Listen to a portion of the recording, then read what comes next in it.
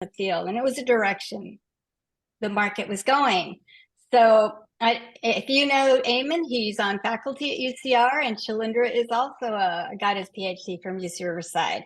Cliff is UC Berkeley, and Tracy, I worked with at Mycogen she's out of Iowa, and Lynn. So we had been really lucky with the group that has brought this company this far. And so up front, we said, okay, remember, you have to define what your problem is. And we felt that the problem was pest monitoring. It was decades old. People use sticky traps. They drive hours and thousands of miles, or they use cameras taking pictures of dead insects. And basically, if you're going to leverage data, the data has to be good, right? Bad data, bad analysis. So we said, okay, we can see these insects in real time with this really cool technology, which is based on actually an LED optical curtain. The insect flies through it and it creates this wing beat frequency that turns out to be the species specific fingerprint. And you can see one of our traps right there. It's sensors in a pistachio. This is a pistachio tree that it's hanging on.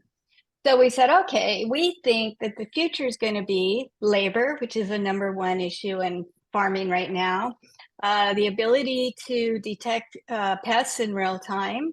We can then start to develop and leverage AI, right? We have a present clear model. We can start developing predictive algorithms and then help develop solutions. So this is what we were thinking.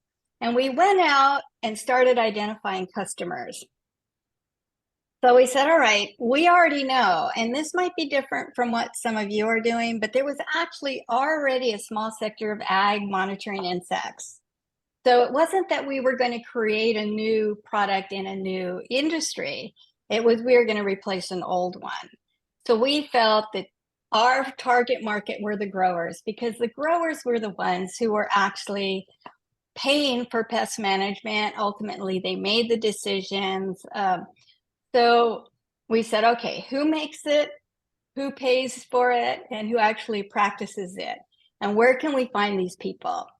So we set out making a list of all of these. And we were lucky because if any of you follow ag, the specialty crops are those that are like the garnish on your plates. Think of them that way.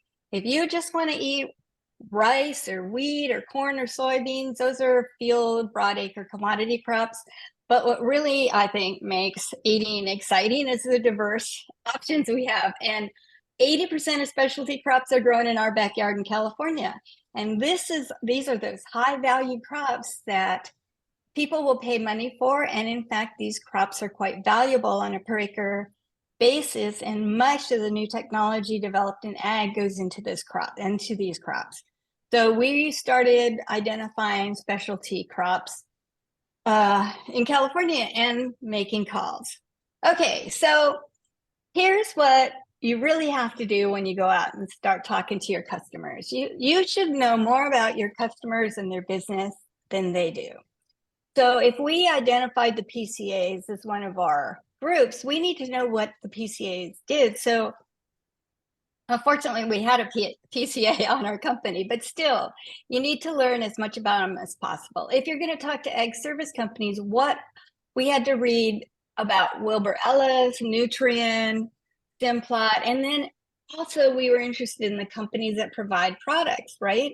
The big ag tech companies, the big ag chem companies. And you can learn about your customers by just Googling online, or I spend a lot of time on the sec.gov or publicly traded companies to find out what they're up to and where they're going. And we developed a list of questions that we didn't want to have. We're not selling our idea. We actually want to know if there's a problem, if they perceive there's a problem, and how much they pay for this problem, what they like or don't like. So these are some of the questions we started with. And then we just contacted people we knew or our mentors knew and literally started asking questions. And you really only have 5 to 10 minutes to get their attention. And it's much more powerful when it came from UCR. Like I use my UCR EDU address all the time for a lot of initial inquiries, because coming from a university and interviewing people with more than one person, 2 or 3 are great because it's a team approach. You can say we're from university, we're conducting a market research. You want them to feel comfortable with sharing information, which they will with the university, but they won't with a private company. So I would leverage your UCR connection big time, and think about interviewing your potential customers as a team instead of one. And then you should also be thinking ahead. If you have time, your conversations will lead you in all sorts of directions.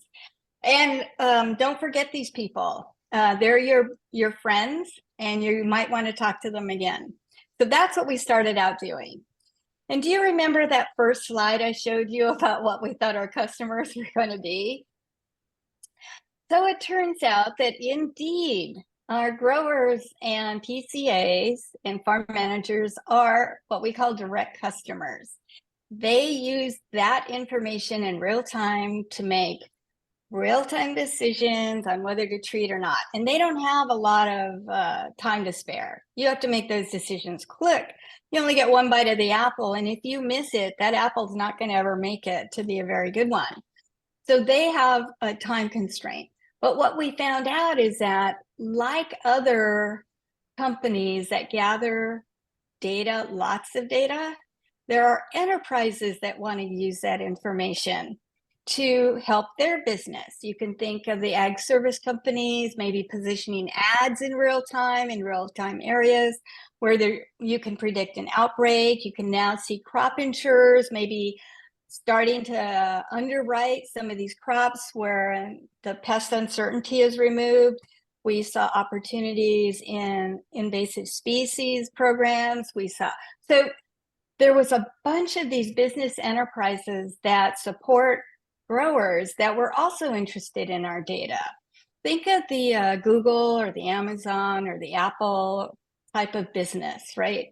And then continuing on with discovery, we found that we also needed to use third-party sensors to augment the data we were collecting, and those parties were also interested in our data.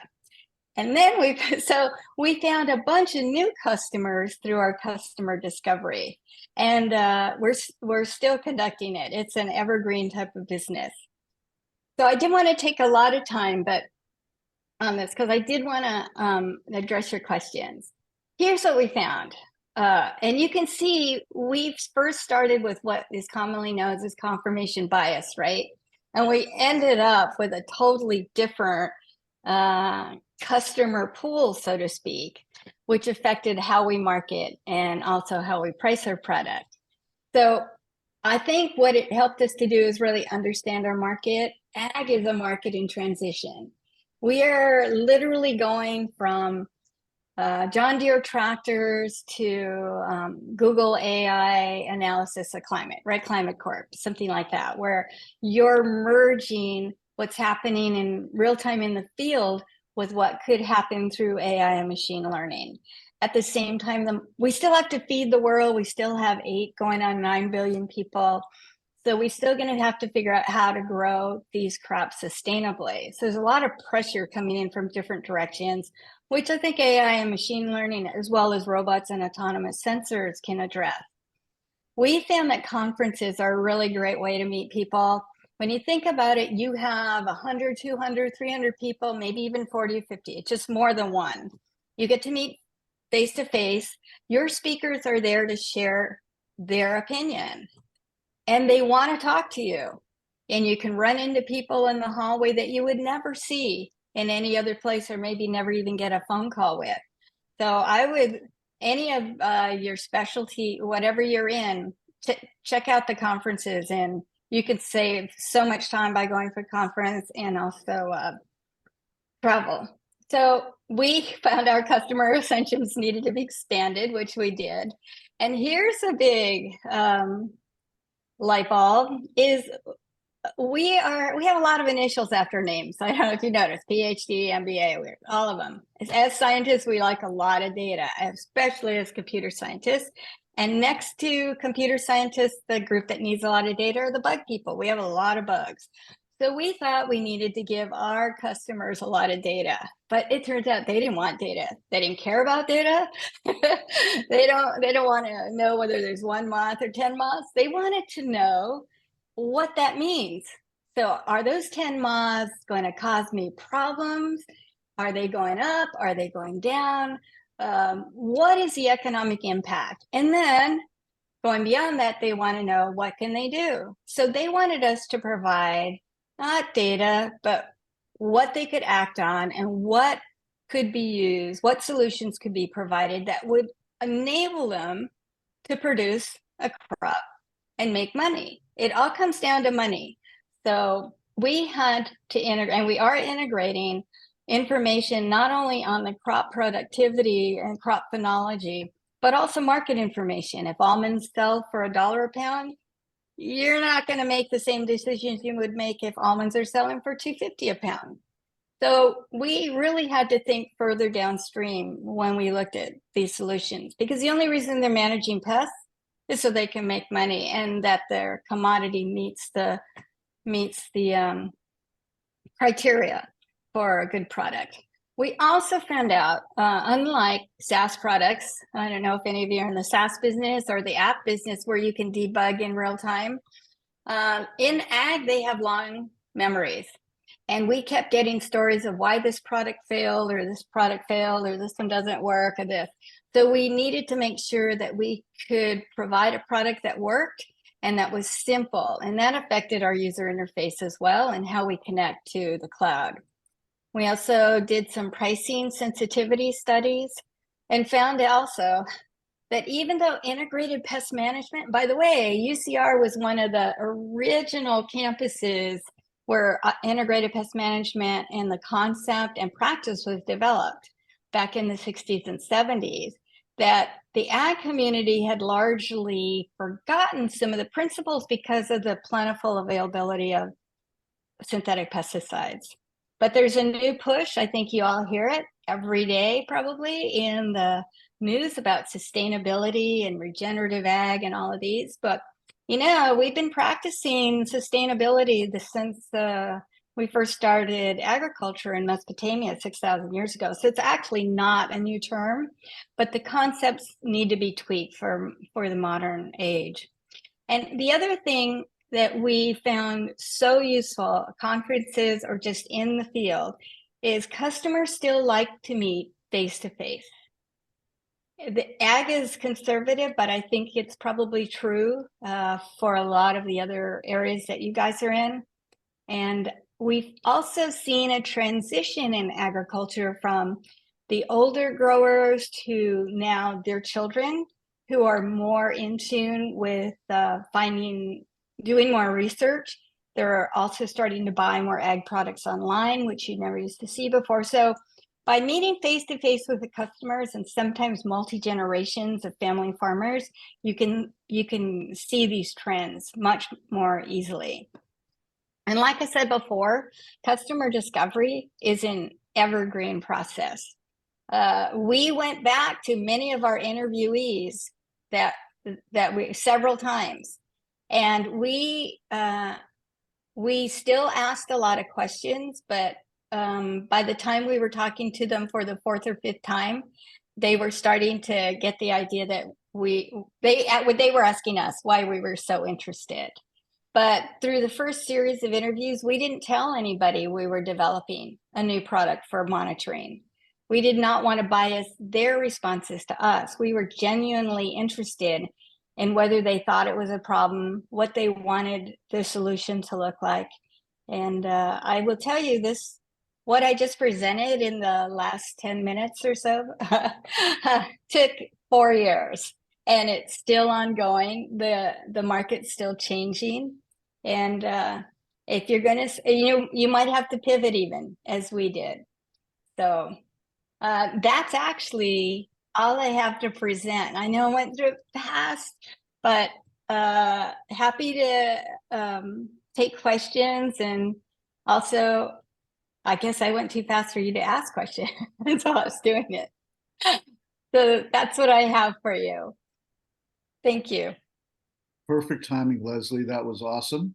Anyone can ask a question or put it into chat. Let me ask a start off softball question. Is there any doubt in your mind, Leslie, that if you had gone directly from lab to market without doing any customer discovery, that what you would have done would have been more likely to fail?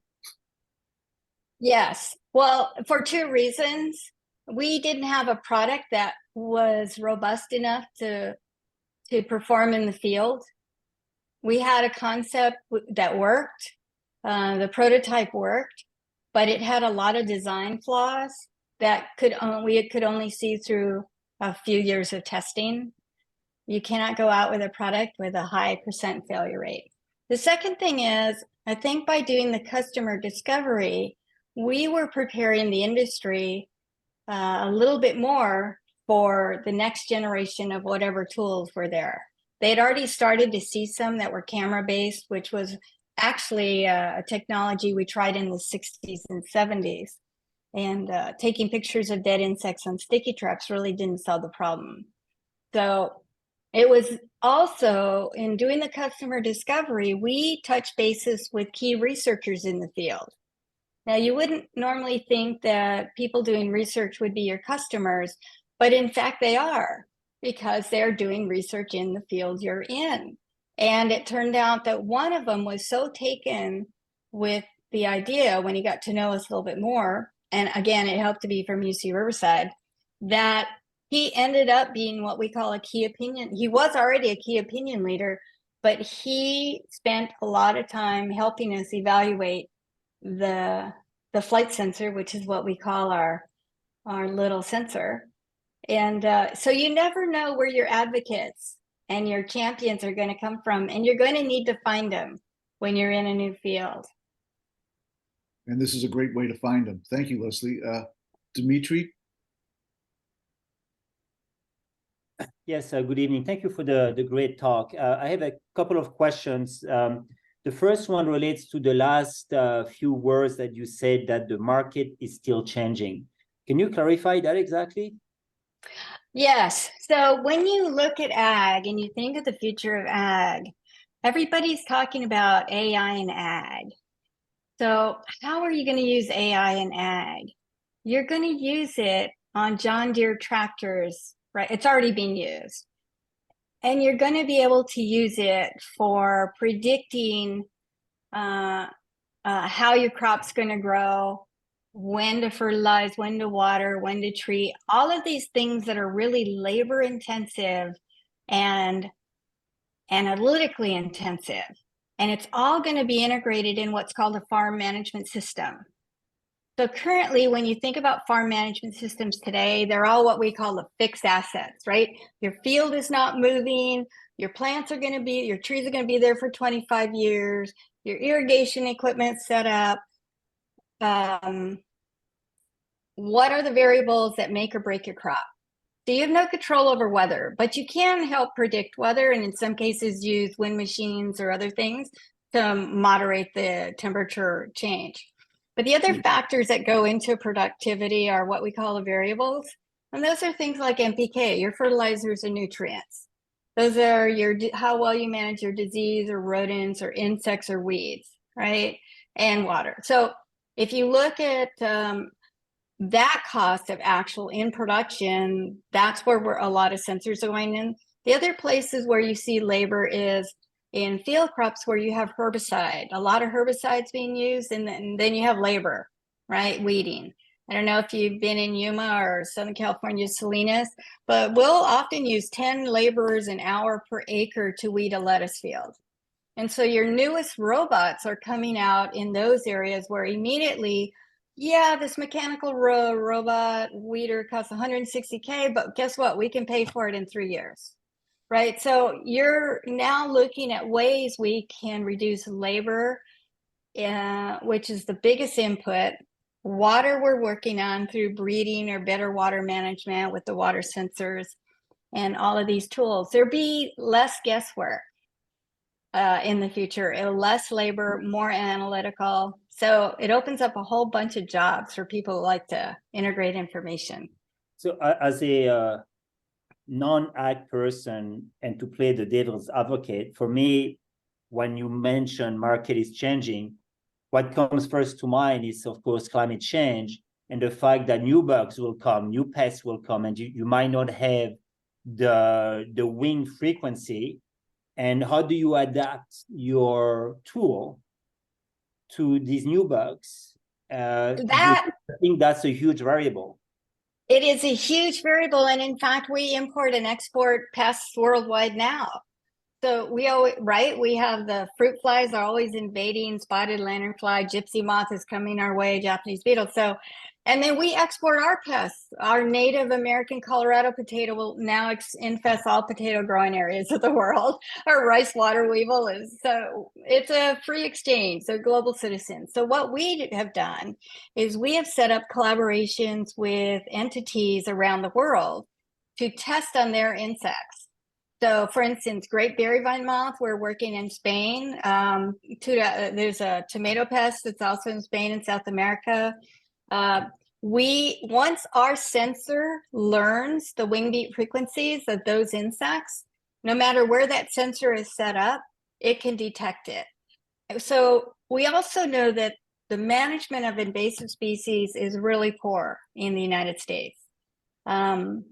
You do not want Japanese beetle right now is always flying in on airplanes. So on the West Coast, you get them San Francisco, LA, San Diego airports. It's coming from the East. And if it comes to our state, say goodbye to all those wonderful vineyards because it loves grapevines. It's one of the reasons we are monitoring along this front that's moving west. Gypsy moth's the same thing. It devastates deciduous trees on the east and upper Midwest. And if it hits our ornamental and deciduous trees here in the west, it's not good. So for invasive species, a tool like this, which removes all the labor, you can set these. We know these sensors will last 4 or 5 years in the field, and you just need to change the lure, which we're also working on year-long lures. So there's other supports, but you're absolutely right. That's why entomologists are never bored. there's always a bug somewhere and new ones. And in fact, what happens right in our backyard in Temecula, so many of you have been to the Temecula wine grape growing areas, really beautiful, right? We had great biological control of an insect called a great leaf skeletonizer. If you're down there during the day, you might see it flying around because it's a beautiful black moth.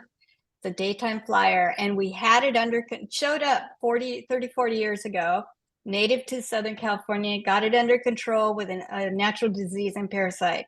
Well, it's out of control again, and we think it's because of invasive species came in, and we changed our whole pest management practice to deal with vine mealybug and then leafhoppers, and that upset the biocontrol of the grape leaf skeletonizer. So agriculture is it's a dynamic system, and there's always going to be this dynamic equilibrium that's going to be characteristic for each crop in each location.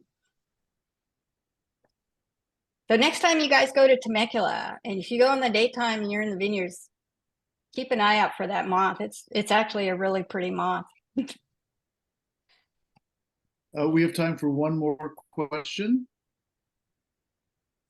How many people or how much time did it take for you to realize you needed to pivot the application to AI? Was it one key interview? Actually, so this is, yeah, Eric. So we knew from the start AI was going to be a key part of our offering. I mean, Eamon is a top 10 in the world in AI time series, machine learning time series. And we knew we were going to need AI machine learning to analyze all the data coming in from all these pieces of information, from the crop phenology, from the soil, from the weather, and not just the insect, right? The insect was our target, but all these factors affected the development of the insect and what its impact could be on the damage to the crop. So I don't know that we know exactly how many times, because we have Eamon and Shalindra. Shalindra is also an AI wireless guy, very unusual. These two individuals are really have been a pleasure to work with because they're so flexible, very quick learners. And they originally, when I met them, were going to launch on corn. And I said, corn's not the right place for this technology to be because, for one thing, we didn't have a sensor that worked on the major pest in corn, which was a rootworm. And the second thing is corn growers are traditionally slower to adopt new technology than specialty crop growers. So that's another thing when you're out there looking, talking to your mentors, find people who have a background or have some historical knowledge about the industry that you're looking at. Thank you, Leslie. I know that was like a fire hose of information, and but I think it was really great. And I appreciate your taking time, as you always do, to support our efforts. And I think we got a lot of take-home value from this in terms of the importance of customer discovery, also learning your field. We do support the teams in terms of going to conferences with micro awards so they can go out and meet multiple customers or stakeholders is probably the better word to say for their technology so that they can get a good product market fit. But there's nothing like hearing it from someone who's walked the walk. And so very grateful. Thank you very much. Thank you. I enjoyed it and happy to answer any questions, especially if it's, in customer discovery, but also ag or animal health or some of these biological fields. So thank you for the invitation and good luck on all your endeavors. Leslie, Leslie. Yeah. thank you for presenting. Sorry, would it be okay if we bother you? We are very close. We are on. I'm Ram, by the way, and now we're on soil monitoring robot, very close to what you're doing. So we could learn your lessons and skip several steps, and that could be amazing for us. Yeah, that's what mentors are for, right? We've already jumped off the bridges you guys are contemplating. We can already tell you which waters are cold and don't go there. So Yeah. we can save some time. It's not a perfect thing because as mentors or advisors, sometimes it's hard to keep up with the technology. I will be honest with you, when I first met Shalinder and Eamon, I didn't know what IoT was. I thought everything was Internet of Things. And they said, no, there's a specific Internet of Things. So, and already since I've been involved, we've progressed from the Internet of Things to now the Internet of Information. So I can, and this is what Jay said, the reason I keep coming back to UCR is I keep learning from you guys. So it's a trade-off, but yeah, absolutely. I'm happy to help. We're based in Riverside. I although I'm in Yuma, I'm still in San Diego a lot too, but always happy to talk with students and faculty about new ideas. So Jay has all my contact information. Yeah. We'll definitely make that happen. The Chief Technical Officer and Ram, your inventor, are colleagues on the faculty of computer science at UC Riverside. I'm sure they know each other well. So that should be easy to do. And then you and Leslie can also have your team meet. So I'd like to move on to our next topic, which is sort of an overview of what we just heard. And that's to introduce Martin Kleckner of the SBDC and EPIC, who's my colleague and partner in crime here. And he's going to give us also the short but sweet version of why we are testing hypotheses and not just rambling around when we go to meet with a customer or a stakeholder. Jay, thank you very much. And what Leslie just discussed with us is actually putting into practice exactly what we're going to talk about in the next 15 minutes. And Jay, if you don't mind, maybe keep an eye on me to make sure that I don't go over 15 minutes here. I'll do my very best not to do that. So anyway, happy Halloween, everybody. My daughter says she's upset with you all for attending this class and not going out trick-or-treating, but what can I say? So anyway, let's get rolling here. And I wanted to show you this whirlwind that we're looking at here, but there's one thing that's missing. And in capital letters, see if you can envision value proposition right in the center. Because this is designed to be a scientific discovery process. It's to mirror how a scientist is trained to conduct an experiment. And your test, our aim is to test and discover what we believe or suspect might motivate a customer to buy our innovation or buy into our idea. So we want to identify the most influential value propositions. And the value propositions are based upon the lessons that we learn and the insights that we gain about what are the most compelling target customer needs and wants and hurts and pains and so forth. So we conduct experiments in the form of discovery interviews. And we interview as many as we possibly can make to get to an acceptable sample size. And that's for you to determine. When you get to that proper sample size, whatever it is, and I should make note that if any of you ever make it to a national cohort with one of the federal agencies that have ICOR, you will be asked to actually conduct at least 100 interviews in order to determine that you have the optimal value propositions to drive buyer behavior. So this is what a hypothesis looks like.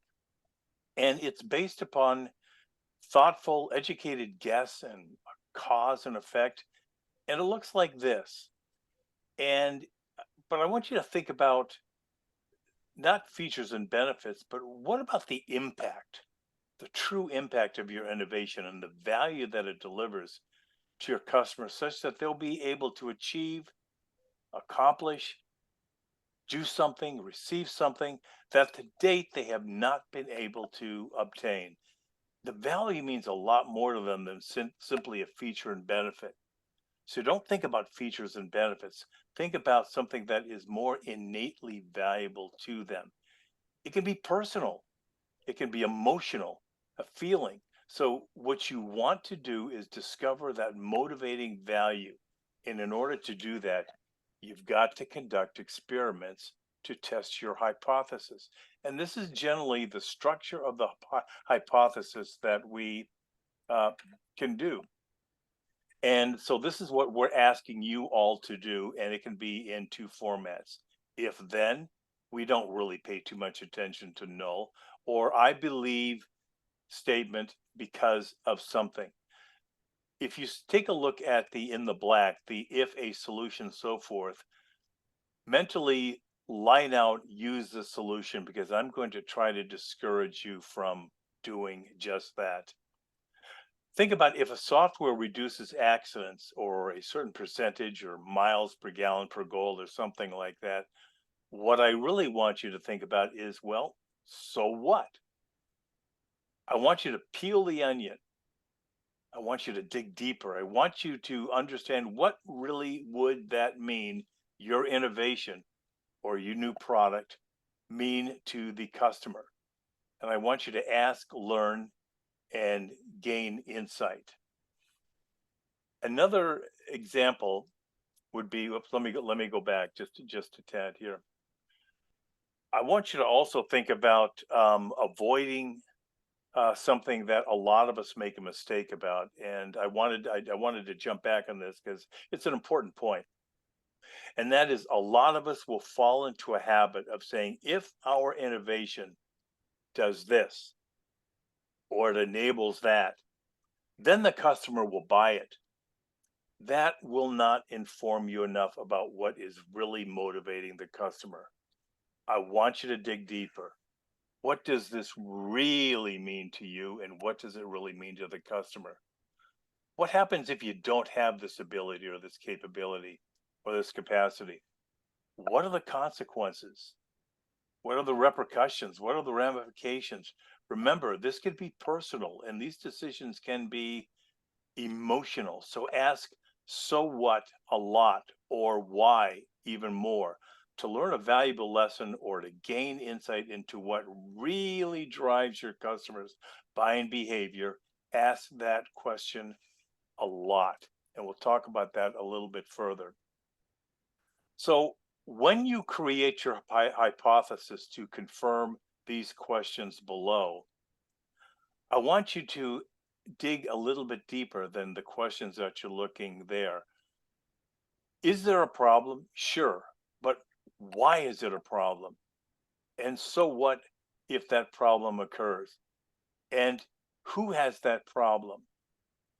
Why does that customer have the problem?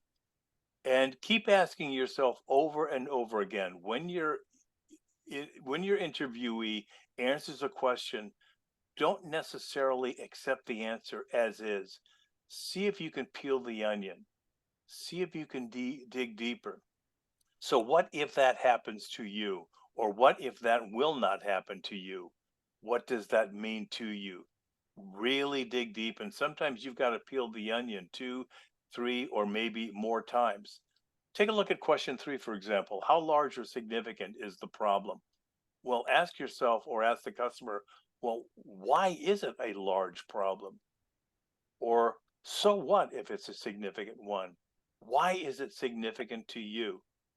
And don't let them get away without effectively answering that question. Take a look at question number 4. What would a solution to the problem need to be, and why would it be a solution to you? What hurt, pain, need, want, or hurt would be solved if you actually could have a solution to the problem that you don't have right now? Or take a look at question number 5. Does our idea provide a solution to the problem? Okay. Why is it a solution to your problem? What does it deliver to you or provide to you or enable you to accomplish that you haven't been able to do so far? Remember, with all of these questions, it isn't just these simple ones.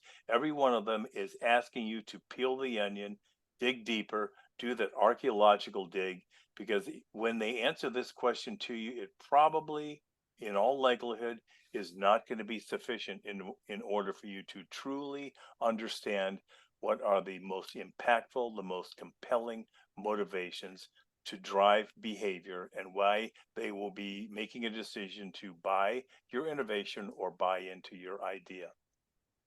So test and validate your hypothesis by interviewing as many stakeholders in the ecosystem as you possibly can, because everyone delivers value, everyone influences, every one of them has a motivational impact. You've got to meet every one of them in the ecosystem, and it takes a lot of time. And I wanted to call your attention to something else as well, and that's called beware of confirmation bias. We all suffer from this disease or disorder. Confirmation bias is when we only hear what we want to hear or what we want to believe. You've got to be open-minded. Now is absolutely the best time to learn something that could gain you traction. Embrace the answers that may seem like bad news to you, but could head you actually into the right direction. So we have a mantra in the life sciences, and I think it's engineering as well: fail early, fail cheaply.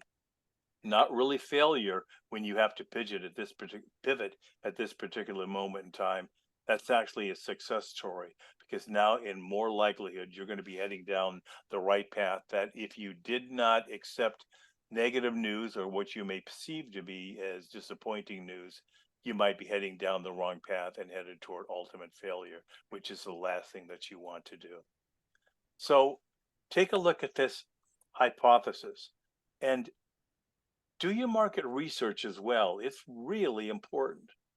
Learn about your perceived competitors, how they behave, and how they communicate to the market of your interest.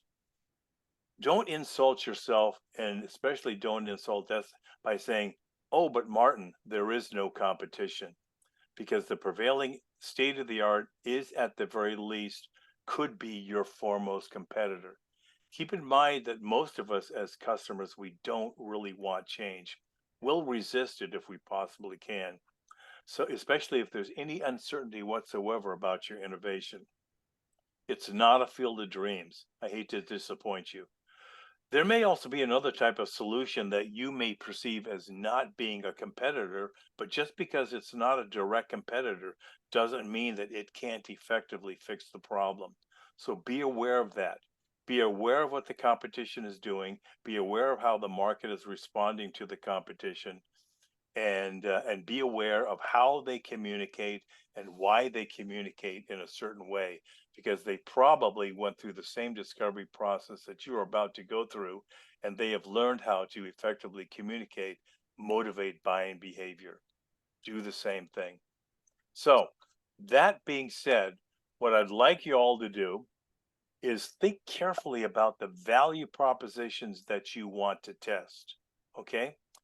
Avoid the buy it or they will buy it trap, because that does not tell you enough about what really is driving or compelling them to behave in a certain way. Really important stuff. So don't do that. Okay?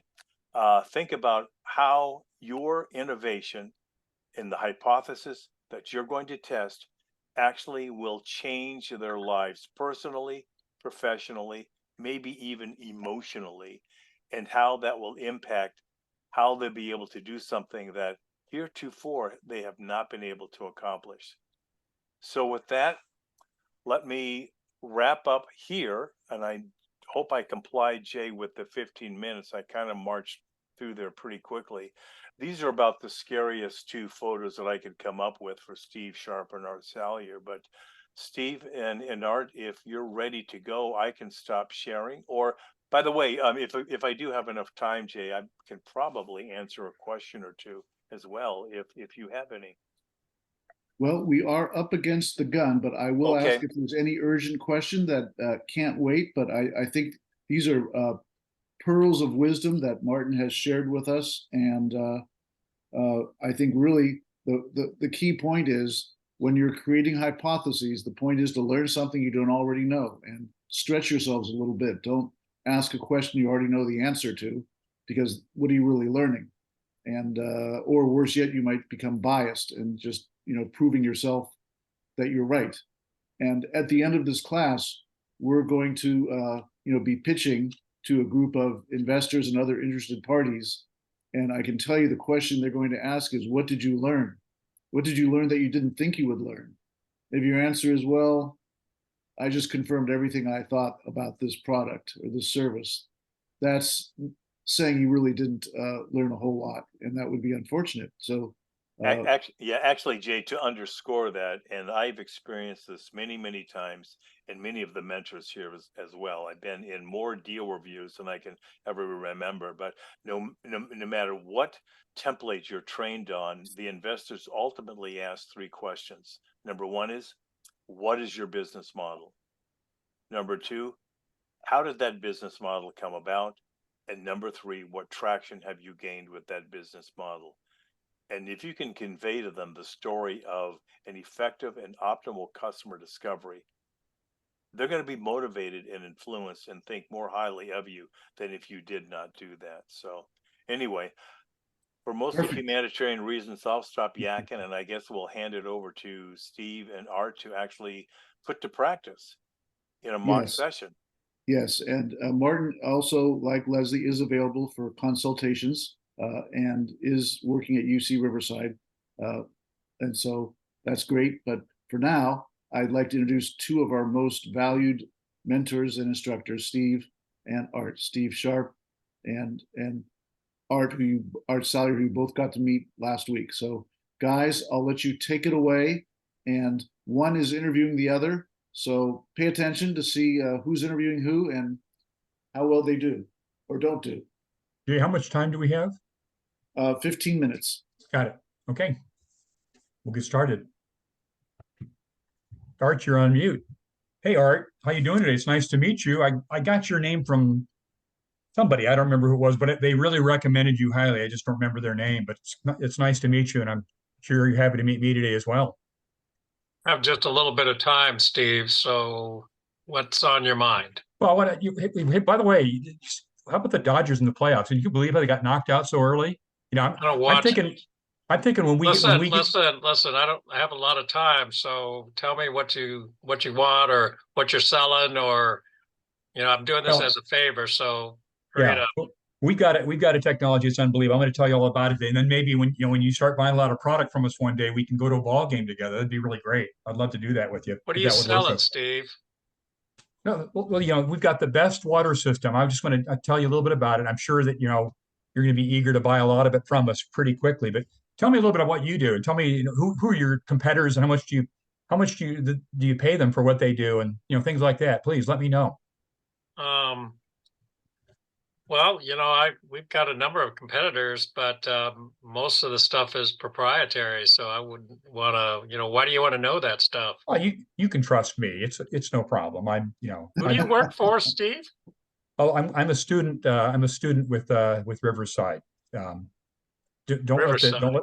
don't let my pale blonde hair fool you. I'm really only 21 years Okay. old. All right, go ahead. Yeah, so I just wanted to sort of find out a little bit about, so tell me who are some of the people you buy stuff from, and what do they do really well? What do they do poorly? And, where could we come and really sell you a lot of stuff one day? Well, like what stuff, Steve? Well, just anything that has to do with, Steve, you're really wasting my time here. We'll stop. We'll stop on that. So let's do a debrief here really, really quickly. So what was wrong with that? What were one of the many, many things that were wrong with that approach and with how that all went down? You didn't find out what the customer wanted. Yeah.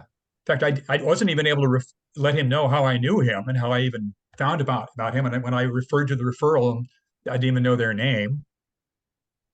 You ask him what the problem is that he has, that he's facing, when you should be able to be the one telling him what issue he has and what the solution you bring to the table. Yeah. Yeah. Really important. It's really important when you go see somebody like me that you make sure it's real clear that you're not there to sell anything. It's really clear because we just get inundated with people that have all kinds of weird approaches, but I'm not here to sell anything. I'm doing research on behalf of the University of California, and how much time do I have? Right. And if he says 10 minutes, do 10 minutes and then say, hey, we're finished with 10 minutes. I want to be respectful of your time. Exactly. Otherwise, it just starts off on a wrong foot. So Raj, you had a question or a comment, I think. No? Yeah, it seemed like you were trying to hang out before you even declared what the phone call was about. So It definitely came off a little needy right away. Yeah, it's kind of like an old school salesperson, that was, talking about ball games, and I wasn't listening to what he was saying, nor being respectful of his time. He told me he didn't have much time, and he was doing this as a favor, and so I really didn't thank him that much. I just sort of jumped right into a selling mode. So that's absolutely just about everything that I could have done wrong there. I did do wrong there. And Art was actually surprisingly patient with me, given what a bull in a china shop I was there. So as Art reinforces, you're there to learn, and you're there to walk in the shoes of the customer and learn what they care about, what their problems are and needs are, and to get to know them. And if you're spending more than 20% of the time talking, then something's wrong. Ideally, you ask questions, and 80% of the time should be them talking to you about what they do, what their problems are, et cetera. Let's do a reset here, unless there's other questions or comments on that. So we'll do this one the right way. Art, I want to thank you so much for your time today. I did find out about you through LinkedIn, and I talked to a couple of colleagues. But before we get started, how much time do you have? I want to make sure I'm respectful of that. And where are you from, Steve? Remind me of that. Yeah, I'm with UC Riverside. We're doing market development, and we're not selling things. We're just doing market discovery, and I have research that's funded through. Yeah, I probably have 15, 20 minutes. Okay, great. Go ahead.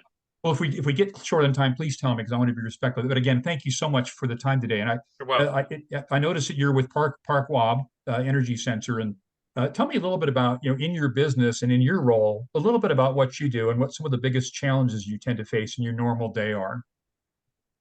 Well, I'm the CEO of the company, so the challenges we have is always trying to show a value to our customers and trying to explain a value proposition of our product to the customer. And we have complex products, but it's trying to get the customer to understand why our customers are valuable to them. What are some of the things they value most, and some of the things you think you do particularly well as a company, with your products and services? Well, they always are interested in pricing, and we try to shift the pricing into a value mode on move from the pricing to what do they find valuable. And usually it has to do with the sturdiness or the effectiveness of the product. We've got a lot of customers that have products that have failed in the past or worn out too soon or started to become defective. So that's one of the big things. They like reputation of the company. They want to know somebody's going to be around to support them long term. And they typically value some sort of technology proof, meaning a third-party validation or something like that, because anybody can say anything they want, but we try to show them a third-party or an independent third-party validation of a technology. They value that to sort of get moving forward.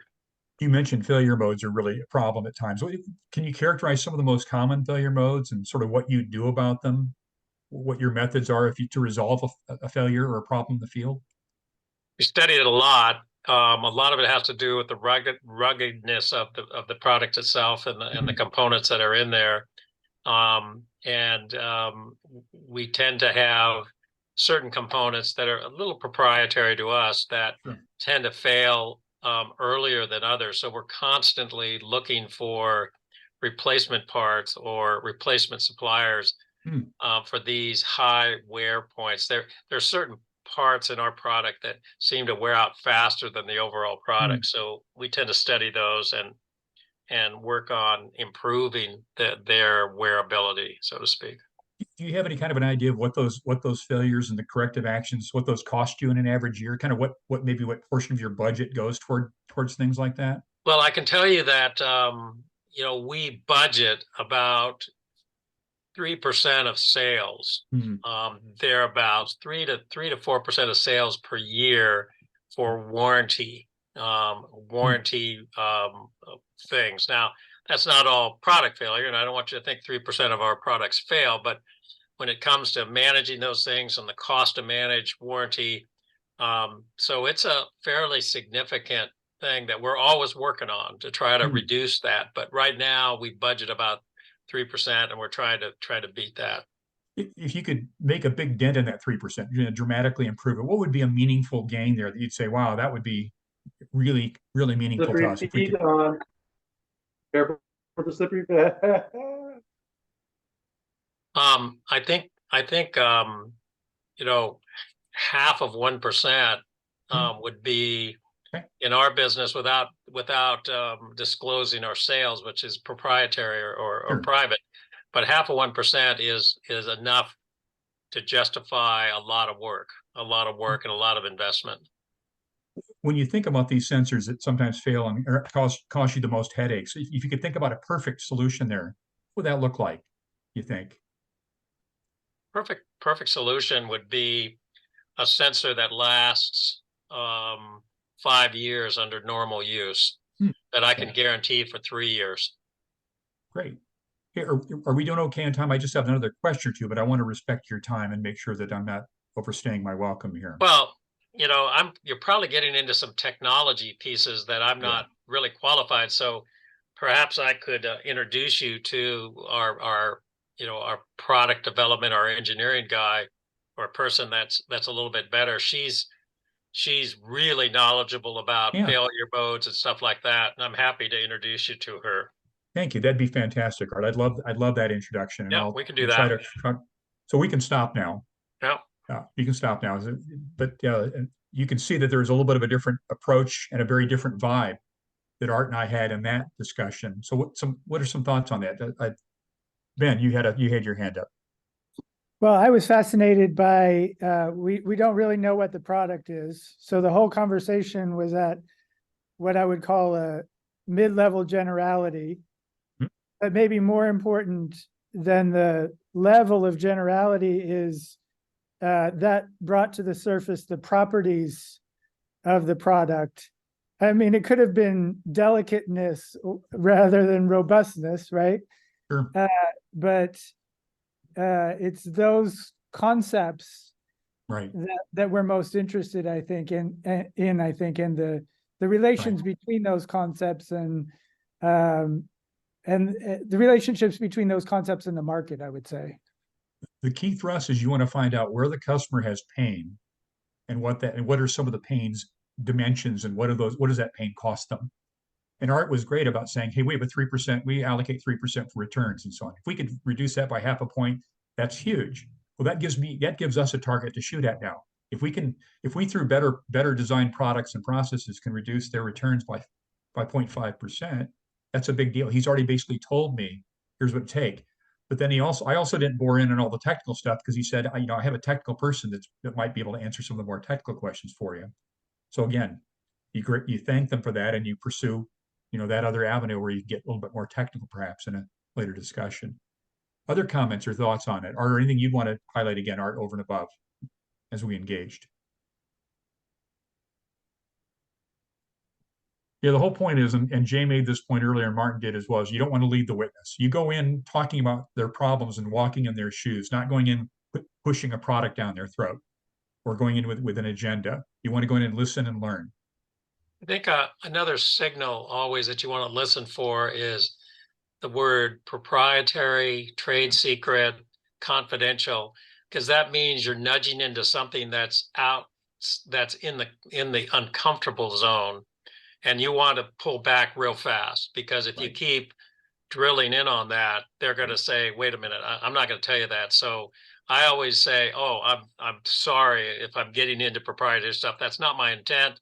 We're trying to get a little bit more information and acknowledge and then pull back real fast. Otherwise, that interview will stop real fast. Right. Yep. Dimitri, you had your hand up. Yeah, so that was very interesting. I still have a hard time believing that CEOs would talk about what's wrong with their company or what's wrong with their market. So one way you can deal with that, though, is you can say when your competitors or the market has issues, what are some of the typical examples? And then you can have them talking about other companies rather than their own. But you're right, it's typical. They're typically going to be a little bit guarded there. I find if you're talking to competitors, like I think one of the avenues, and I think Jay or Martin touched upon this, is one of the great avenues is to find competitors, salespeople, because salespeople are networkers and they like to talk, and they're going to be less guarded than what a CEO, to your point, Dimitri, or maybe a chief technology officer might be. So salespeople are often less reluctant because that's the business they're in. It's talking and networking. But we might be out of. Go ahead. Sorry. The other follow-up I had, in my experience, which is of course very short relative to yours, I also have a very hard time finding the right phone number or email of someone that is high up in a company. How do you do that? Well, usually you've got to start in at some place, then ask for references or ask for guidance. But yeah, it's typically, if you go too high, they might be too far away from what you're trying to do as well.